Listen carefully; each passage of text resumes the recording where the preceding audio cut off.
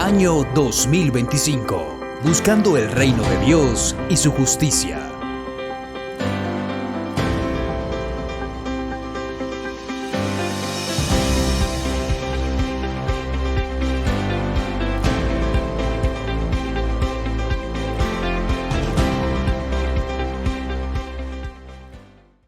Capítulo 16, leeremos del versículo 14 al 20.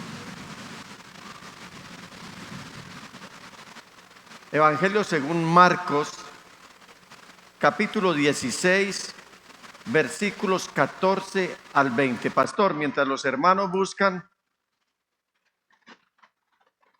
me quedo impresionado y quiero hacer un elogio en esta noche. Ahora que estamos estudiando las cartas de Apocalipsis, el Señor elogiaba y después venía la crítica en algunos. Pues hoy no voy a criticar, sino que voy a elogiar. ¿No te parece muy copiosa la asistencia de los hermanos a pesar de todo lo que estamos viviendo en la ciudad hoy? todo? Hay colapso en el transporte. Ahorita estábamos recibiendo algunas imágenes de hermanos que no pueden llegar porque hay, ¿cómo se dice?, obstáculos en la vía por causa del paro del gremio de los taxistas en nuestra ciudad, más esta lluvia. Es una bendición tenerlos a ustedes acá. ¿Se alegran por ustedes acá? Qué bueno. Apláusense ustedes mismos. Apláudanse ustedes mismos. Gloria a Dios, porque estamos predicando cuando hay calor y cuando hay frío, cuando hay invierno, cuando hay terremotos. ¿Te ha tocado estar predicando y que la tierra empiece a moverse? Sí, me ha tocado. También, mira, con invierno, con frío, como quiera que sea, la palabra del Señor no se detiene. Los cielos y la tierra podrán sacudirse, pero la palabra del Señor permanece para siempre. Amén. Y miren lo que nos dice Marcos. Por último se apareció Jesús a los 11 mientras comían. Los reprendió por su falta de fe y por su obstinación en no creerles a los que lo habían visto resucitado. Les dijo: vayan por todo el mundo y anuncien las buenas nuevas a toda criatura. El que crea y sea bautizado será salvo, pero el que no crea será condenado. Estas señales acompañarán a los que crean. En mi nombre expulsarán demonios, hablarán en nuevas lenguas, tomarán en sus manos serpientes, y cuando beban algo venenoso no les hará daño alguno. Pondrán las manos sobre los enfermos y estos recobrarán la salud. Después de hablar con ellos, el Señor Jesús fue llevado al cielo y se sentó a la derecha de Dios. Los discípulos salieron y predicaron por todas partes, y el Señor los ayudaba en la obra y confirmaba su palabra con las señales que la acompañaban. Amén, amén y amén. Pastor. Al tomar tu palabra en nuestras manos, Señor, y al expresarla con nuestros labios, estamos hablando tus mismas palabras. Todo lo que ha sido escrito ha sido escrito por la inspiración de tu Espíritu Santo. Y tu Espíritu Santo no solo inspiró a quienes lo escribieron, sino que durante siglos ha preservado las Escrituras. Cada texto, cada rollo que ha sido encontrado con el paso del tiempo y que confirma lo que tus santos apóstoles escribieron, es una demostración de tu Espíritu preservando la Escritura. Esta Escritura que es sagrada porque es tu propia voz y es tu inspiración. No haremos nosotros mucho menos. Hoy te pedimos que tu Espíritu Santo venga sobre nosotros, para que tu Espíritu en nosotros cuide la palabra que nos das. La recibimos con humildad y con mansedumbre. La recibimos como lo que es tu palabra, Señor. Límpianos, te lo pedimos. Purifícanos, alimentanos, sacia nuestra hambre de ti. Te lo pedimos, Dios nuestro, en el nombre de tu precioso Hijo Jesús, y por el poder de tu Espíritu Santo en nosotros. Amén, amén, Amén y amén. Siéntense, hermanos, mis amados hermanos. Antes que nada, ¿están escuchando bien? En medio de tanto, ¿están escuchando bien? Muy bien. El tema que les quiero compartir en esta noche lo he titulado Palabras clave. Palabras clave. ¿Por qué? Porque estas son algunas palabras que deberían describir a cada uno de nosotros como creyentes en Cristo Jesús, pero también deberían describir a cada iglesia como un llamado y una disposición en cada uno que desee obedecer lo que llamamos comúnmente la Gran Comisión. ¿Cierto que hay unas Biblias que titulan la Gran Comisión? Cuando el Señor está mandando a sus discípulos antes de irse de esta tierra para que no dejen de cumplir con la predicación del Evangelio. En la medida, mis amados hermanos, que los años van pasando, después de la primera predicación por parte de los apóstoles, yo calculo que estamos un poco más allá entre la primera predicación del Evangelio y esta, por tomar nuestro ejemplo, han pasado algo más de 2000 años. Piensen en esto, este lapso de tiempo. Entre la primera predicación del apóstol Pedro a esta predicación, guardadas todas las proporciones, estamos hablando de algo más de 2000 años. Y esta predicación, como les dije, particularmente predicada por el apóstol Pedro, nos está haciendo un llamado, y quiero a ustedes también hacerles una invitación, iglesia íntima de devoción, a que recordemos en esta noche una vez más el modelo bíblico del evangelismo que encontramos en el libro de los Hechos de los Apóstoles. No sé si ustedes recuerdan, yo sí recuerdo muy bien, cuando iban a la escuela y comenzaron a escribir las vocales y las letras del abecedario. ¿Cuántos recuerdan ese momento? ¿Todos lo recuerdan? ¿No lo recuerdan? Puede que haya algunos que no lo recuerden. Es posible. Yo lo recuerdo muy bien. Cuando eso no había lapiceros, al menos para primaria, sino que era el lápiz común y corriente, el de grafito, ¿es qué es? El grafito, el material del lápiz, y el sacapuntas o el tajalápiz que también llamaban. Y uno le sacaba punta hasta no poder al lápiz, y eso quedaba puntudo y quedaba hasta como un arma para uno defenderse del compañerito que lo estaba molestando. O eso me pasaba solamente a mí. Yo tenía una dificultad con ese tema de escribir las vocales, de escribir las primeras letras del abecedario. Y sí que tenía un mayor problema cuando a uno lo ponían a hacer los famosos corrosquitos. ¿Recuerdan los corrosquitos? ¿Las qué? Las planas. ¿Recuerdan eso? ¿Cuál era la sentencia que la maestra en su momento, y en mi caso Dora Cardona, le decía a uno con respecto al cuaderno que tenía renglones? ¿Cuál era la sentencia? ¿Cómo? Cuidado, se sale de la línea. Oh, por Dios, ¿qué me han dicho? Y empiezo yo a hacer los corrosquitos, pero los corroscos sobre todo, cuando menos pensaba, ya iba por allá en otro lado. Eso me dio mucha lidia a mí. Les confieso que nunca pude hacer ni una plana de esos famosos corrosquitos. Eso era para enseñarle a uno a tener buena caligrafía, ¿cierto? Es buena letra, bonita letra. Ustedes ven cómo escribo yo a puño alzado y se dan cuenta que a duras penas me lo entiendo yo. No tuve nunca una buena caligrafía porque tuve problema con ese tema. Y esto se me dificultó un poco. Nunca me aburrió. Yo me sentía muy contento de estar yendo a estudiar, pero se me dificultó mucho el no salirme de las líneas, de los renglones que llamamos, para hacer bien las planas o la tarea.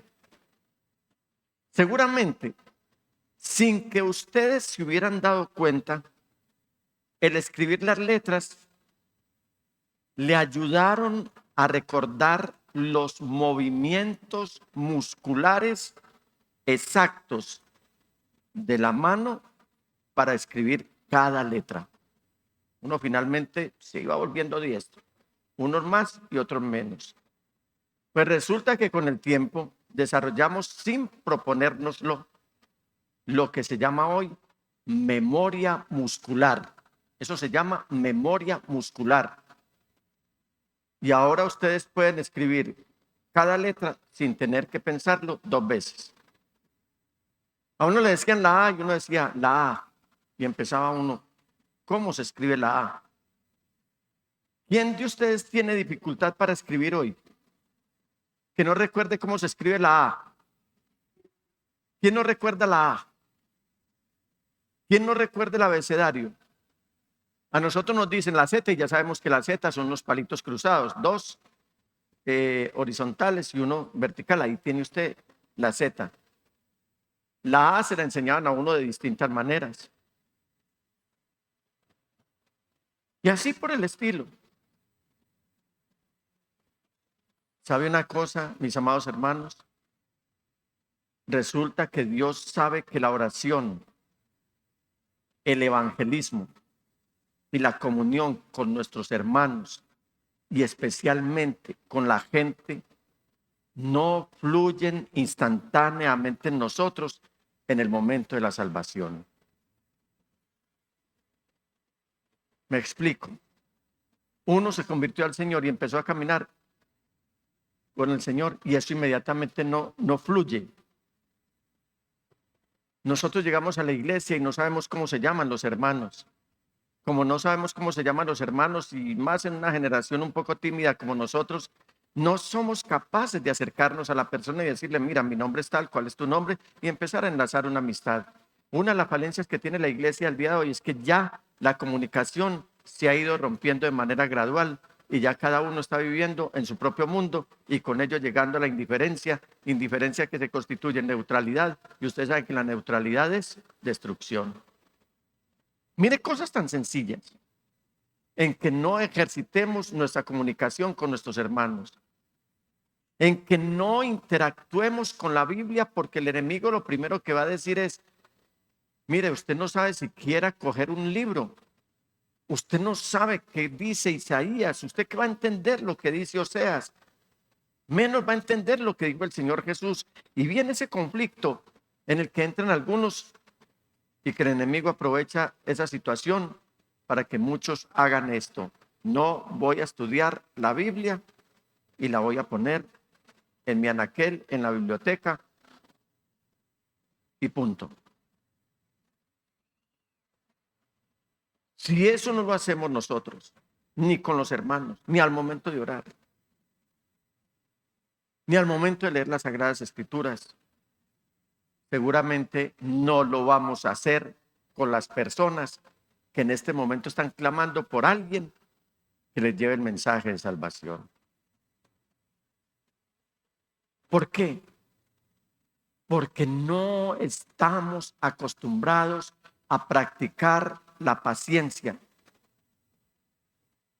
La palabra del Señor dice que la paciencia, que con nuestra paciencia ganaremos las almas.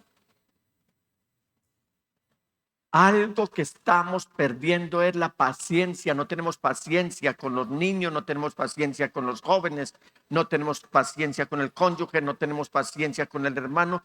Estamos perdiendo la paciencia y esa paciencia va tomando, esa pérdida de paciencia va tomando tanta ventaja que ya no tenemos paciencia para sentarnos con una persona a hablarle el evangelio de Cristo Jesús. Así que la paciencia y la práctica, mis amados hermanos, requieren de una memoria muscular espiritual. Y esta proviene, como todo lo que se ejercita, el resultado es, hay un buen pulso, hay un buen músculo, en este caso espiritual. Hay un libro en la Biblia, escrito por el evangelista Lucas. Repasemos. ¿Cuántos libros escribió el evangelista Lucas? ¿Cuántos libros escribió? 2. El Evangelio que lleva su nombre y el libro de los Hechos de los Apóstoles.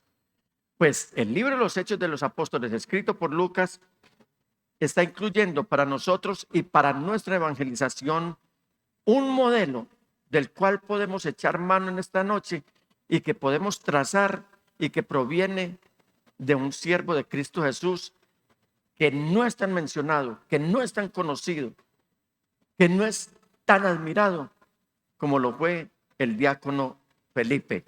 ¿No iba Felipe?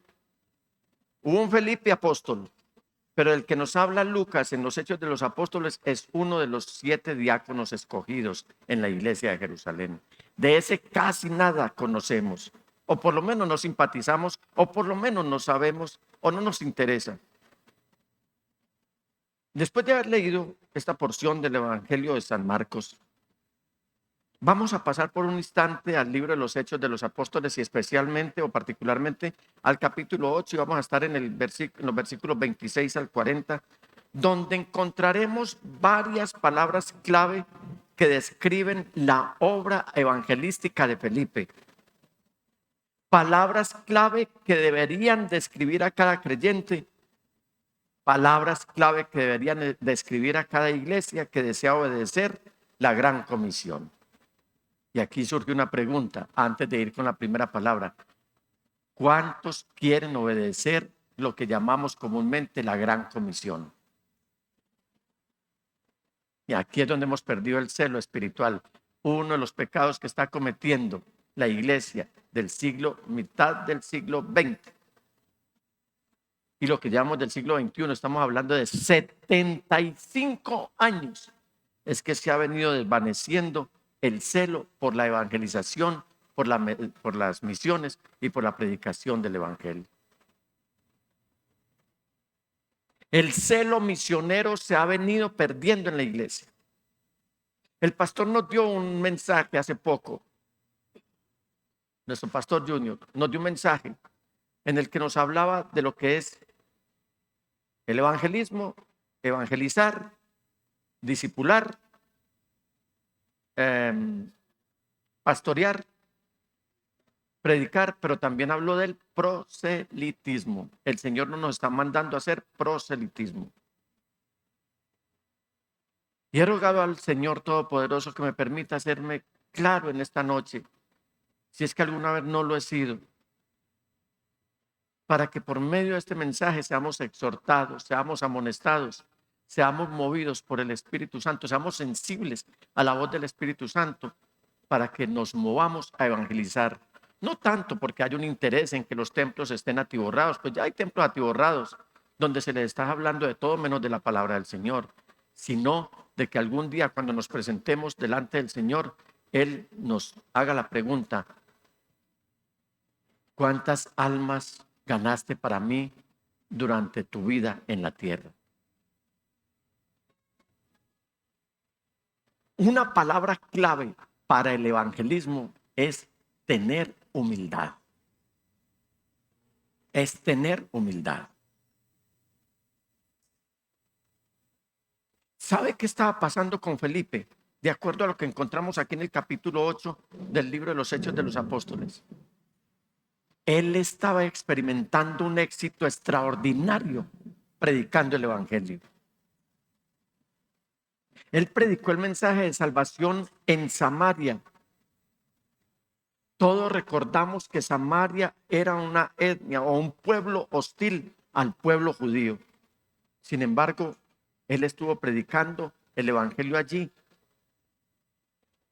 y seguro que estaba teniendo un éxito admirable. ¿Por qué? Porque mire que Felipe hizo milagros.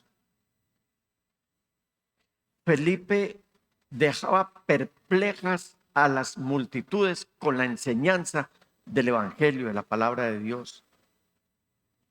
Felipe vio a miles de personas creer en Jesús por medio de la predicación que él estaba llevando a cabo. Yo creo que podríamos definir a Felipe en esta noche como que él fue el fundador de la iglesia en Samaria. Según todos los estándares del éxito ministerial, como se mide hoy, porque hoy el éxito ministerial se mide por cuántas personas tenés sentadas en tus sillas. Ese es un error gravísimo, porque no todo lo que da a granel es bueno. Se requiere de tener un peso espiritual antes que ser cristianos nominales.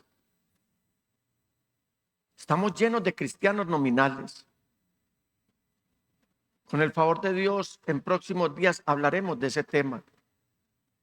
Pero se requiere de Cristo, requiere, ni siquiera el pastor, ni siquiera la iglesia. Cristo requiere en esta noche de cristianos efectivos, de cristianos que sean contundentes y elocuentes al predicar la palabra del Señor. El mundo nos está enredando, el mundo nos está atrayendo, el mundo nos está hipnotizando para que nosotros perdamos todo tipo de interés por llevar a cabo el evangelio de Jesucristo y de esa manera desobedecer a lo que Él nos está mandando de ir y predicar el evangelio a todas las naciones y a todas las personas. Felipe, para este momento de la historia, ha tenido una altísima calificación, una calificación AAA como predicador del evangelio. La asistencia a los cultos nunca menguaba, al contrario, todos los días crecía. Y como crecía, entonces las conversiones al Señor Jesús crecían todavía más. Y como había conversiones, entonces había una actividad en la que los bautismos aumentaban de manera acelerada. Ese era el éxito de Felipe. Pero después la Biblia nos habla lo siguiente. Vamos al versículo 26 del capítulo 8 de Hechos de los Apóstoles. Dice que un ángel del Señor le dijo a Felipe. Vamos a ver qué le dijo un ángel del Señor a Felipe. Estamos hablando de un ser celestial a una persona que está trabajando en la obra del Señor. Ponte en marcha hacia el sur por el camino del desierto que baja de Jerusalén a Gaza. Hágame el bendito favor. Dios le está mandando a Felipe que abandonara un ministerio público, un ministerio reconocido, un ministerio admirable, tremendamente exitoso. Y le está mandando a que viaje a un cruce de caminos. ¿Saben dónde? En el desierto. Felipe no recibió más nomenclaturas, más indicaciones. A Felipe no le dieron detalles ni planos. Pero ¿sabe qué hizo Felipe? Con humildad, él obedeció. Una cosa es obedecer a regañadientes y otra cosa es obedecer con humildad, lo que conocemos como la obediencia de vida. Si me gusta, lo obedezco, y si no me gusta, lo obedezco. Algo que se está imponiendo en la iglesia hoy es que si no me gusta una cosa, me rebelo inmediatamente. Gente que está sirviendo en el altar y se están rebelando contra el orden de Dios. Eso no es humildad, eso es obstinación, eso es rebeldía. Dios no transige con la rebeldía, ni le agrada los sacrificios por bonitos que nosotros le ofrezcamos. Debemos volver al principio, debemos volver a la base del evangelio genuino y no obedecer con tanto tizne que el mundo nos está mostrando para que volvamos otra vez de regreso, siguiendo a Jesús, pero siguiéndolo con rebeldía y con obstinación y con terquedad. A Él no le gusta eso. Si usted quiere tener la presencia del Señor en su vida, aún en el desierto, no sea rebelde, obedezca con humildad. Felipe obedeció con humildad. Felipe tuvo la oportunidad de pensar en secreto algo así: es que yo tengo la mejor voz del coro de alabanza. Yo tengo la mejor predicación. Es que yo soy el personaje principal de la iglesia que apenas están haciendo. Sin mí esa iglesia no va a prosperar. Felipe tuvo la oportunidad de haberse quedado en Samaria. En Samaria Felipe era toda una celebridad. Era la vedette de la predicación del evangelio. No había persona en Samaria que no conociera el nombre de Felipe como un hombre exitoso en la predicación del evangelio, porque hacía milagros, hacía señales, la gente se convertía, la gente se hacía bautizar, la gente acudía en masa a sus predicaciones. Pero me llama la atención que ni un susurro de queja escapó de los labios de Felipe. Ni una sola palabra de decepción por el repentino paso de esa aclamación pública, de ese reconocimiento público a la oscuridad y a los riesgos del desierto. La verdad sea dicha, y es que Felipe nunca buscó su propia gloria, solo buscó la gloria del Señor. Los que buscamos la gloria del Señor obedecemos, y obedecemos con humildad. Yo no imagino hoy al Espíritu Santo diciéndole a muchos que tienen congregaciones numerosísimas que abandonen el ministerio y que se vayan a una vereda aislada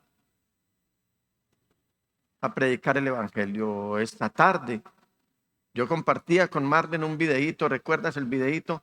Y estaba parado un pastor joven, además de corbata, muy bien puesto, en una vereda de la ciudad de Pereira. Y él mostraba, se llama la moladora o la amoladora, no le entendí muy bien, pero es la moladora. Estoy en la moladora baja y allá está la moladora alta. Y él decía, hay una casita por allá, hay otra muy retirada de ahí, otra más allá, y aquí donde estoy no tengo mucha gente alrededor, pero aquí vine a predicar las buenas nuevas de salvación. Me pareció tan lindo, y hay pastores que están predicando con pasión el evangelio y con humildad. Lo están haciendo en obediencia, humildemente obedientes. Iglesia, solo podemos glorificar a Dios cuando nos acercamos a su llamado con la misma actitud. ¿Cuál misma actitud? Cuando valoramos el nombre de Jesús, cuando valoramos la gloria del Señor Jesús y cuando valoramos la fama de Dios por encima de nuestro nombre, de nuestra fama o de nuestra gloria. Primero que debemos hacer para que la predicación sea efectiva, ¿qué es lo primero que tenemos que hacer? Obedecer con humildad, la humildad. Otra palabra clave, tener iniciativa. ¿Qué hizo Felipe? Obedeció. Después, ¿qué hizo? Se adentró en el desierto. ¿Ustedes saben qué es el desierto? Yo no he estado nunca en el desierto. ¿Quién ha estado en el desierto alguna vez? Lo hemos visto solamente por medios. Pero los que han estado en el desierto dicen que es lo más desolador que hay. Pues por eso se llama desierto. Esta mañana, mientras estudiaba la palabra del Señor con mi amada esposa, nos encontramos con algo que nos impactó tanto y creo que nos bajó muchas revoluciones. Y es que cuando el Señor estaba en el desierto, dice el evangelista Marcos en el capítulo 1, que estaba rodeado por fieras. Pero me llamó la atención que inmediatamente después Marcos escribe que los ángeles venían y le servían. Si usted está en un desierto, hermano, si usted está rodeado de fieras, pero si le da la gloria al nombre de Jesús, si le da la fama a quien realmente la tiene, y si le da la gloria, por muchas fieras que se le acerquen, no le van a hacer daño, porque el Señor mandará ángeles para que lo defiendan a usted. Dios ha llevado a Felipe hasta el desierto, hasta el más profundo desierto. ¿Y sabe qué estaba pasando por ese desierto? Nadie menos que el ministro de Hacienda de un lugar en África que se llama Candace. El ministro, el hombre de confianza de Etiopía, perdón, de la reina Candace. Era el ministro de Hacienda, un eunuco, un hombre de confianza. Y me gusta que la Biblia resalta que iba en su carro. No todo el mundo montaba en carro en esa época, ni siquiera en caballo. ¿Qué estaba pasando? El evangelista Lucas nos dice que este hombre volvía. ¿De dónde? De Jerusalén, donde había estado adorando. Destaquemos 3 clases de creyentes para ese momento judíos, que son el judío de nacimiento y que cree en el judaísmo. Pero había gentiles que se habían convertido al judaísmo. Se destacan por lo menos 3 grupos: los prosélitos, los temerosos de Dios y los donantes. Los prosélitos eran los que abrazaban la ley con todo, se circuncidaban y todas las prácticas rituales del judaísmo. Los temerosos de Dios eran un poco más moderados y se dedicaban más a la contemplación y a temer a Dios antes que practicar los ritos considerados y reconocidos dentro del judaísmo. Pero los donantes eran aquellos gentiles que Dios había puesto para el desarrollo de su obra. Ustedes se encuentran en Hechos de los Apóstoles, sobre todo a unos centuriones que están donando para la obra del Señor. Este eunuco era un temeroso de Dios. Él no era judío de nacimiento. Él se había convertido al judaísmo y venía de adorar en Jerusalén e iba nuevamente para Etiopía. ¿Cómo iba? Sentado en su carro. ¿Qué iba haciendo? No estaba... ¿Qué me dices?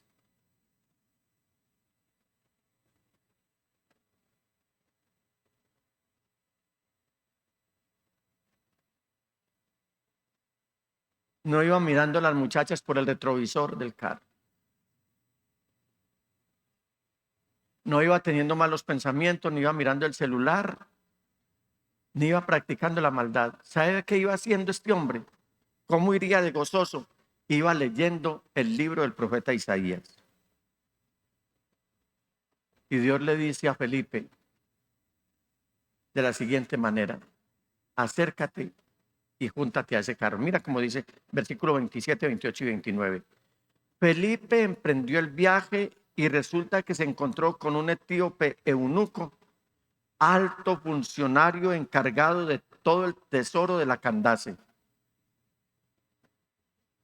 reina de los etíopes. Este había ido a Jerusalén, ¿para qué? Para adorar. Y en el viaje de regreso a su país, iba sentado en su carro leyendo el libro del profeta Isaías. El Espíritu le dijo a Felipe: acércate y júntate a ese carro. Yo me imagino que muchas personas escucharían este mandato de Dios y pensarían: este hombre está leyendo, yo no lo voy a molestar. Ni siquiera haré el más mínimo intento por acercarme a un carro sin que nadie me esté invitando. Yo imagino que muchos dirían eso. A lo mejor hasta yo diría eso. Me pregunto, hermanos, iglesia, ¿cuántas oportunidades de testificar perdemos porque esperamos invitaciones? Estamos esperando es que el otro nos llame, que el otro nos diga: vení, ayúdame. ¿Cuántas veces tu profesor en la universidad está hablando de física o está hablando de química? O está hablando de cálculo, el cálculo de Leighton, el cálculo de Stewart. Bueno, todos esos cálculos que yo no sé la gente cómo no termina con cálculos en los riñones de ver tantos cálculos. Y tú no hablas con esos profesores porque no crees que ellos estén en disposición de escuchar lo que tienes que decir. ¿Has mirado tu compañero de trabajo? Ese que te pregunta qué haces los fines de semana y no le dices que vas a la iglesia porque podría mirarte feo, podría mirarte de manera diferente. Nicolás, ¿vos qué haces los fines de semana? No, pues esperando a ver otra de las maratones para irme a la maratón o me voy a entrenar gimnasia o yo mismo hago mi propia maratón. Pero no, yo no hago más nada. Le da miedo decirle que viene a la iglesia. Déjenme animarles, hermanos, a escuchar atentamente la voz del Espíritu Santo. ¿Sabe qué está pasando? No estamos escuchando la voz del Espíritu Santo. Porque si escucháramos la voz del Espíritu Santo dejaríamos, porque una de las actitudes de Él en favor de nosotros es que Él nos impulsa en nuestra conciencia a iniciar una conversación sobre el Evangelio con alguien. No dejes que ninguna excusa te detenga. Mira, si nos avergonzamos de aquel de quien decimos que amamos, entonces no lo amamos. Una de las trampas infernales, fatídicas y perversas en las que están cayendo muchos hermanos es que les da vergüenza que la gente sepa que son hijos del Rey de Reyes.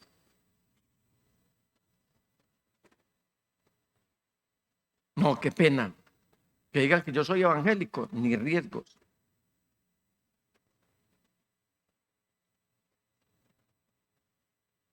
Usted sí sabe lo que significa ser hijo de Dios. ¿Se ha puesto a pensar en lo que significa ser hijo de Dios?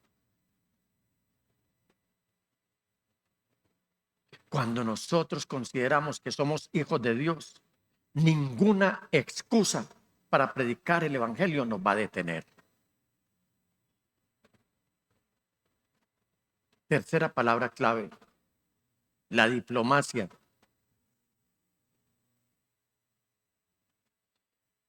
Si yo hubiera sido Felipe, probablemente habría corrido hacia este carro y habría dicho: Señor, mire, Dios me acaba de enviar a hablar directamente con usted. Así que por favor, bájese, acérquese a mí y escúcheme, por favor.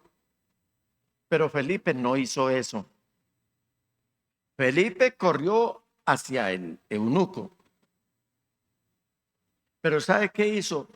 Se acercó tanto que oyó que leía al profeta Isaías. Mire el versículo 30 como dice: Felipe se acercó deprisa al carro. Y me gusta la palabra, se acercó deprisa. De ahí pude haber sacado otra palabra clave que es la diligencia, la presteza.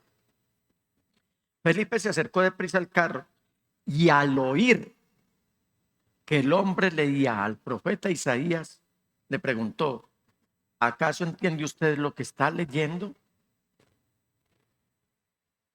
Mire, así como Felipe primero buscó comprender lo que pensaba el eunuco,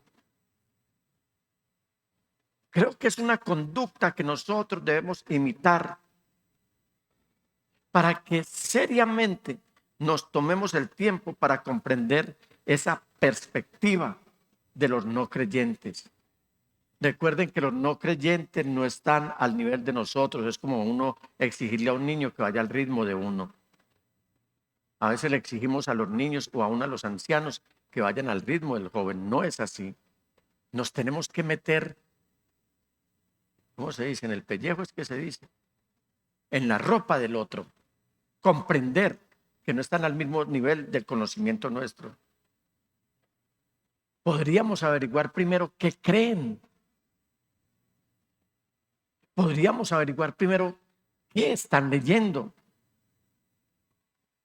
Podríamos averiguar primero qué han estado pensando en relación con las preguntas importantes de la vida. Hay muchas preguntas importantes en la vida. Hermanos, íntima devoción y los que nos escuchan de lejos. La evangelización eficaz consiste tanto en escuchar como en hablar. Hay que escuchar, pero también hay que hacer preguntas.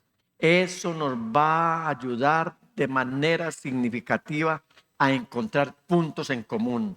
No sé si a usted le ha pasado que uno en una fila, en la EPS o en el banco o en algún lugar, en algún parque, hace amigos y de tanto hablar o de poco hablar, uno encuentra puntos en común con esa persona. Sobre esa base, uno puede emprender e iniciar una evangelización efectiva con diplomacia, además. Comprender qué está pensando el otro, qué presupone el otro. Comprender quién es esa persona. Y por qué no personalizar nuestro mensaje diciéndole a esa persona, este mensaje fue escrito en la Biblia especialmente para ti. Esto que te voy a compartir, esta palabra es para ti. Cuando adaptamos una conversación en ese sentido, mis amados hermanos, vamos a tener un modelo de evangelización muy efectiva. Cuarta palabra clave, tener enfoque. Cuando Felipe supo de qué pasaje era o qué era lo que estaba leyendo el eunuco, lo invitó a interpretarlo. Él no empezó a contarle historias de sus propias experiencias con Jesús. Él no empezó a decirle, mire, yo tenía o tengo un ministerio exitosísimo en Samaria, muy retirado de aquí. He hecho tantos milagros. Mire, tengo éxito. Todo el mundo en Samaria sabe quién soy yo. Él no empezó a hablarle absolutamente nada. Ni siquiera de sus propias experiencias con el Señor Jesús. De nada empezó a hablarle con respecto al tema. Felipe era su primer testigo de todo lo que estaba haciendo y tenía autoridad para contarlo. Y seguramente hubiera sido un testimonio efectivo. Porque cuando uno está hablando de lo que está convencido, eso hace mucho más convincente lo que se está compartiendo. No intentemos deslumbrar a las personas con nuestros testimonios o nuestras experiencias, aún con el mismo Señor Jesús. Vení, es que yo tenía mi casa a punto de caerse y el Señor de un momento a otro, sin saberse cómo, me dio para levantarla. Vení, es que yo tenía una situación en mi cuerpo, una enfermedad y el Señor me sanó. No deslumbremos a la gente con eso porque para ese momento ellos no tienen fe y por lo tanto es posible que no crean en esos testimonios. No intentemos deslumbrar a la gente con nuestros éxitos evangelísticos ni con nada de lo que Dios haya hecho en nosotros. Pero ¿sabe qué sí hizo Felipe? Lo que todos deberíamos hacer cuando hablamos con una persona incrédula. Versículo 35. Entonces Felipe, comenzando con ese mismo pasaje de la Escritura. ¿Cuál pasaje de la Escritura iba leyendo el eunuco? El capítulo, para ese momento no había capítulos. Los capítulos y la Biblia ha sido así fraccionada, pues es algo mucho más contemporáneo. Pero para ese momento, de acuerdo a las indicaciones que nos da Lucas, él iba leyendo el capítulo 53 del libro del profeta Isaías. Comenzando en ese pasaje, dice, de la Escritura, le anunció las buenas nuevas acerca de Jesús. ¿Qué debe hacer la iglesia del Señor hoy? Anunciar las buenas nuevas acerca de Jesús. ¿Dónde están las buenas nuevas acerca de Jesús?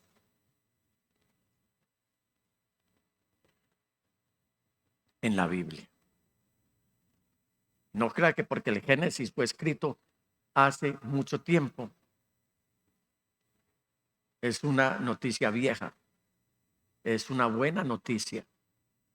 Desde Génesis, Apocalipsis, usted encuentra buenas nuevas acerca del Señor Jesús. Usted no tiene que llevar un libreto, no tiene que llevar absolutamente nada. Simplemente cumplir con uno de los deberes de un buen cristiano. Estudiar las Sagradas Escrituras, guiado por el Espíritu Santo, hacerlo diariamente, ordenadamente, fervientemente y alegremente, y usted va a tener un testimonio efectivo o un argumento efectivo para predicar las buenas nuevas de Jesús. Esta parte final de este modelo de evangelismo es un simple recordatorio para que tengamos nuestras presentaciones del evangelio enfocadas en Dios y en su eterna palabra. No predique doctrinas. Las doctrinas son derivados después de haber estudiado las Sagradas Escrituras. Algunos las malinterpretan, otros no. Pero de esto se trata, de ir a las Sagradas Escrituras. Ahora, no negamos que usted puede ilustrar su presentación con su testimonio. Eso se puede. ¿Cómo? Pues compartiendo cómo usted ha cambiado desde el momento en el que se convirtió en cristiano y señalando momentos, resaltando momentos en los que has visto la fidelidad de Dios. Ahí sí. Pero no pierda el enfoque, mantenga el enfoque en Cristo Jesús. Después de usted sembrar todas las semillas, recuerde y confíe que Él es el Señor de la cosecha. Usted siempre riegue, que de la cosecha se encarga el Señor. Palabras clave para un evangelismo efectivo. La primera, mis amados hermanos. La segunda. La tercera, diplomacia. La cuarta, enfoque. Las voy a repetir aquí para que se me escuche claramente y quede como un recordatorio a todas las personas que hasta ahora nos están acompañando desde sus lugares. Palabras clave para un buen evangelismo, para un efectivo evangelismo. El primero, humildad. El segundo, iniciativa. Tercero, diplomacia. Y cuarto, enfoque. Si lo hacemos, mis amados hermanos, es tan sencillo como hablar de Cristo Jesús. ¿Quiere hacerlo usted? ¿Quiere aplicar estos 4 principios? No le dé pena evangelizar. Eso es lo que el diablo quiere. Atemorizarnos, que nos avergoncemos. Pero para eso se requiere que tengamos un buen testimonio delante de las personas que están en nuestro entorno y por supuesto que vivamos una vida de fidelidad a Dios. Seamos voceros del Evangelio de Cristo. Saquemos o entresaquemos lo precioso de lo vil y constituyámonos a partir de este día en portavoces de las buenas nuevas de salvación, de las noticias acerca del Señor Jesús. ¿Por qué no se levanta, mi amado hermano?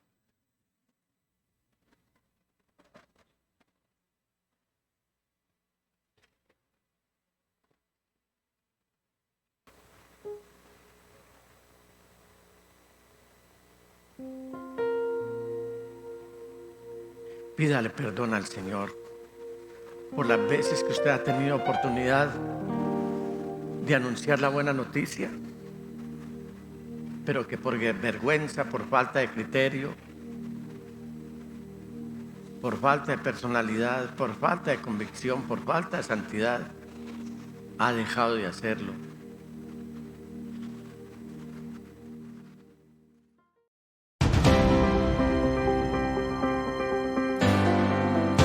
Año 2025. Buscando el reino de Dios y su justicia.